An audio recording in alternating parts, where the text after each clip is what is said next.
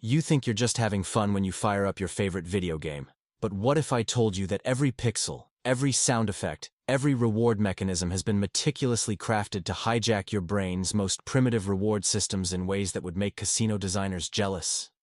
The gaming industry has become a master manipulator of human psychology, employing techniques so sophisticated that they border on digital mind control, and the rabbit hole goes far deeper than you could ever imagine. Picture this scenario.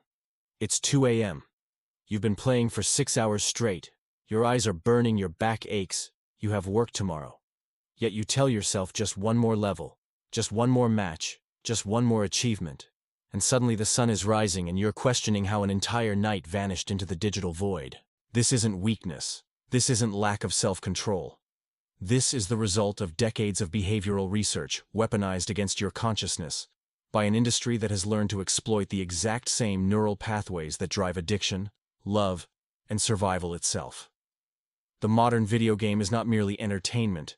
It's a psychological laboratory where you are simultaneously the subject and the product, and every moment you spend playing generates data that makes these digital traps more effective for the next unsuspecting player. Consider the concept of variable ratio reinforcement, a psychological principle discovered through experiments on laboratory rats that found intermittent, unpredictable rewards create the strongest behavioral conditioning possible, stronger even than consistent rewards. And this is the exact mechanism powering every loot box, every randomized drop, every gacha system that has turned gaming into a form of legalized gambling marketed directly to children. The dopamine hit you feel when you open a rare chest or unlock a legendary item is chemically identical to what a gambling addict experiences pulling a slot machine lever.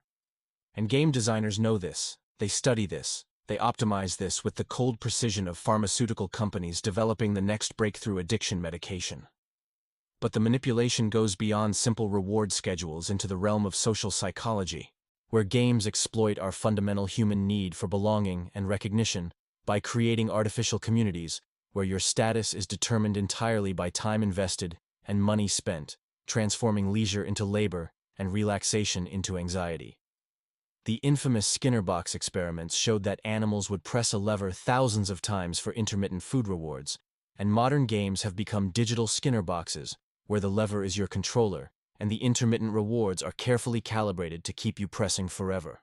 World of Warcraft didn't accidentally become known for destroying marriages and academic careers.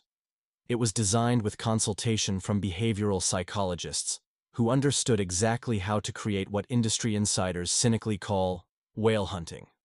The practice of identifying and exploiting the small percentage of players who will spend thousands of dollars chasing digital achievements that exist only as manipulated code on distant servers.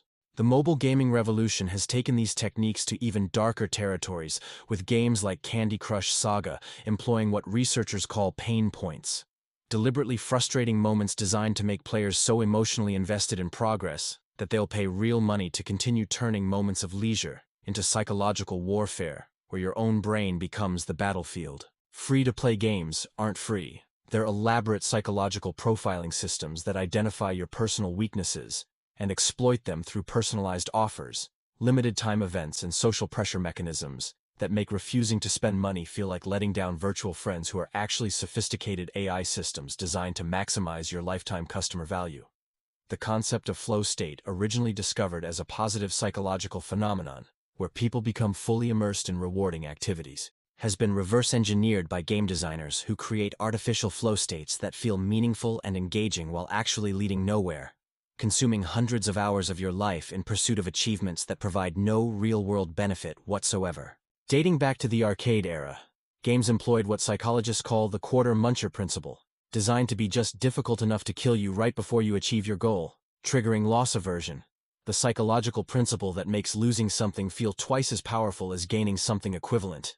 Which is why you'll pump endless quarters into Pac-Man even though you know the machine is programmed to eventually defeat you no matter how skilled you become. The social features in modern games aren't designed to help you make friends.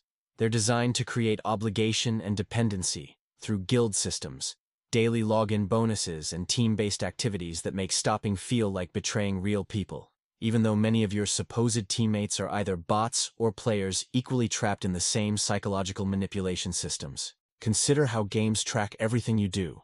building detailed psychological profiles that know your play patterns better than you know them yourself.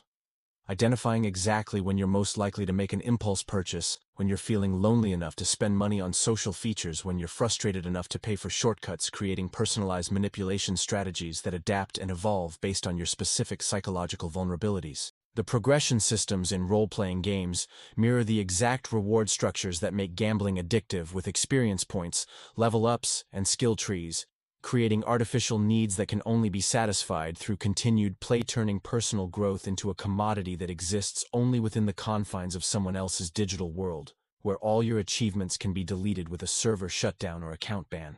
Even single-player games employ these techniques through achievement systems, completion percentages, and difficulty curves, calibrated to keep you just frustrated enough to continue, but not so frustrated that you quit walking the razor-thin edge between engagement and abandonment that maximizes the total time you'll invest in their product. The horror becomes even more apparent when you realize that children whose brains are still developing impulse control and critical thinking skills are primary targets for these psychological manipulation techniques. With colorful characters, simplified mechanics, and social features specifically designed to normalize spending real money on virtual goods before kids are old enough to understand the difference between digital and physical ownership. The gaming industry spends millions on behavioral research, hiring neuroscientists, addiction specialists, and behavioral economists not to make games more fun, but to make them more compelling in ways that bypass conscious decision-making and tap directly into subconscious drives that evolved over millions of years to help humans survive in entirely different environments. What makes this particularly insidious is how games disguise psychological manipulation as player choice, offering multiple paths and customization options that create the illusion of control, while all paths ultimately lead to the same destination: maximum engagement and monetization through carefully orchestrated behavioral conditioning that most players never consciously recognize.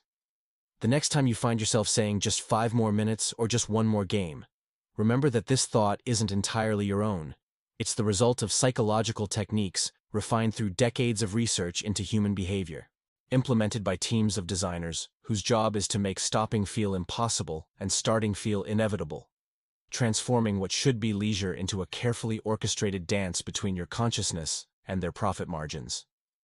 If this revelation has opened your eyes to the hidden psychological warfare being waged in your living room, smash that like button and subscribe to dive deeper into the dark truths hiding behind our everyday entertainment, because once you see these manipulation techniques, you can never unsee them. And knowledge is the only defense against becoming a willing participant in your own digital enslavement.